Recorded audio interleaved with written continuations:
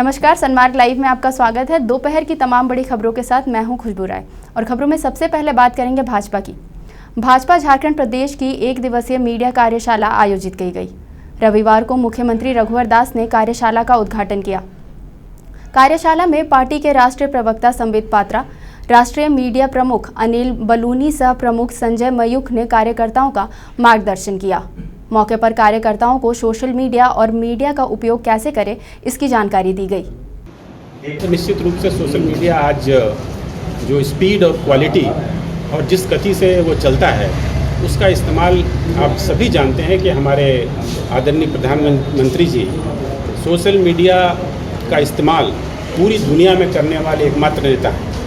और हम लोग सौभाग्य से उस पार्टी के एक छोटे कार्यकर्ता हैं, तो उनसे हम लोग बहुत कुछ सीखते हैं कि किस तरीके से सोशल मीडिया का देश हित में और जनहित में लोक सेवा के लिए कैसे इस्तेमाल किया जाए, वो चीज़ें भी हम लोग यहाँ सीखें। मुख्यमंत्री जी ने इन सारी बातों को एक समेकित रूप में कहा है कि मीडिया के साथ एक सौहार्दपूर्ण वातावरण रहना चाहिए, एक इंटरेक्शंस होना चाहिए, सूचनाओं का आदान प्रदान होना चाहिए, सोशल मीडिया का भरपूर इस्तेमाल करना चाहिए। इन बातों के संबंध में उन्होंने सर NDA 1 और NDA 2 में 100 दिन का जो कार्यकाल आप देखें प्रधानमंत्री नरेंद्र मोदी जी का, और पिछले 4.5 वर्षों में झारखंड के लोकप्रिय मुख्यमंत्री रघुवर दास के कुशल नेतृत्व में झारखंड में जो विकास का काम हुआ है, जो अंत्योदय का हमारा लक्ष्य है, गरीब के आंसू पोंछने का जो हमारा लक्ष्य है, और जन कल्याणकारी जो काम को करने का लक्ष्य है, अंत्योदय का जो हमारा लक्ष्य, उसको पूरा करने का काम हमारे मुख्यमंत्री रघुवर दास के नेतृत्व में रघुवर सरकार ने किया है। और हम ये कह सकते हैं कि सबका साथ, सबका विकास और सबका विश्वास, इन तीनों को जो प्रधानमंत्री जी का मूल मंत्र है, उसको अक्षरशः मूर्त रूप देने का काम किसी ने किया। तो झारखंड में मुख्यमंत्री रघुवर दास के नेतृत्व में सरकार ने काम किया है। खबरों में आगे बढ़ेंगे और बात करेंगे चैम्बर चुनाव की। राजधानी रांची के मारवाड़ी भवन में चैम्बर चुनाव के लिए वोटिंग शुरू हो गई है। रविवार को राज्य भर के व्यापारी यहां दोबारा मतदान करने के लिए जुटे। 8 सितंबर को मारवाड़ी भवन में आयोजित Jharkhand chamber of commerce and industry चुनाव तकनीकी कारणों से रद्द कर दी गई थी। इसके बाद चुनाव समिति ने 15 सितंबर को दोबारा चुनाव करने का निर्णय लिया। सुबह 9 बजे से वोटिंग शुरू हो चुकी है और यह शाम 5 बजे तक चलेगी। इस बार चुनाव ऑनलाइन की जगह ऑफलाइन प्रक्रिया से हो रहा है। Jharkhand chamber of commerce and industry चुनाव के इतिहास में यह दूसरा मौका है जब दोबारा वोट डाले जा रहे हैं। इसके पहले 2007 से 2008 में मनोज रेड्डी और रंजीत टिबड़ेवाल के टीम के बीच चुनाव हुआ था, जिसमें 3-4 बैलेट इधर उधर होने के कारण चुनाव रद्द करना पड़ा था। खबरों में आगे बढ़ेंगे और बात करेंगे जेएमएम की। जेएमएम सुप्रीमो हेमंत सोरेन ने अपने आवास पर प्रेस संवाददाता सम्मेलन का आयोजन किया। इस सम्मेलन में उन्होंने मुख्यमंत्री रघुवर दास पर जमकर निशाना साधा।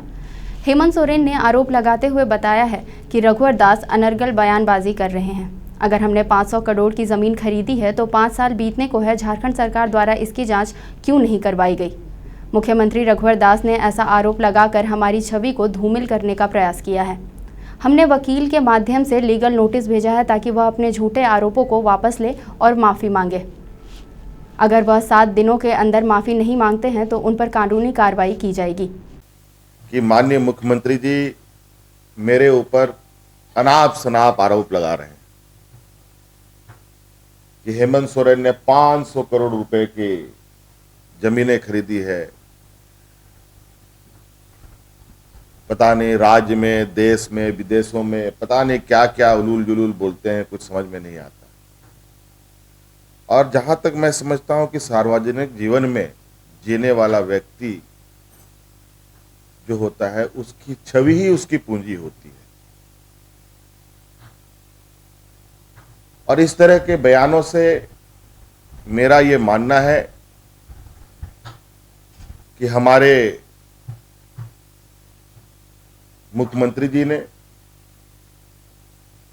हमारे छवि को धूमिल करने का बेड़ा उठा लिया है।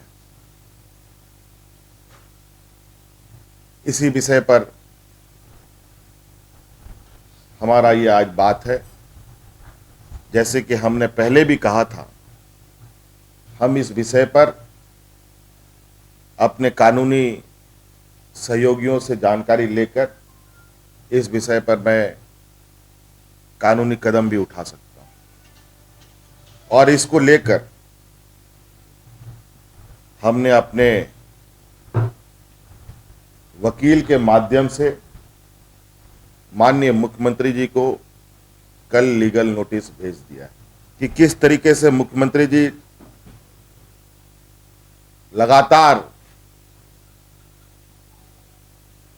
अपने शब्दों को लेकर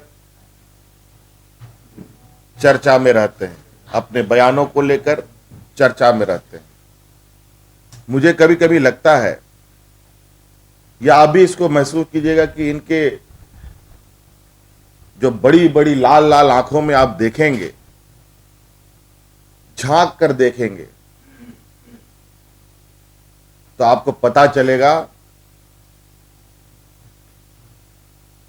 कि इनका आदिवासियों के प्रति इनके मन में कितनी घृणा है।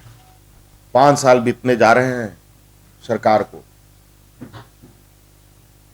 जिस तरीके से इन्होंने मान मर्यादा भाषा, जो इनका गाली गलौज अपशब्दों का जो उपयोग रहा है, मानो ऐसा कि ये भाषा अब राजकीय भाषा हो गया।